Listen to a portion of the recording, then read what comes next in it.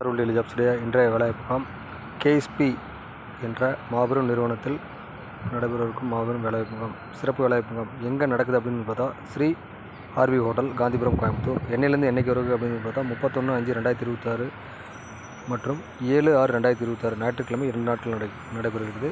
காலை 9 மணி முதல் மாலை 5 மணி வரை அப்படின்னு சொல்லியிருக்காங்க.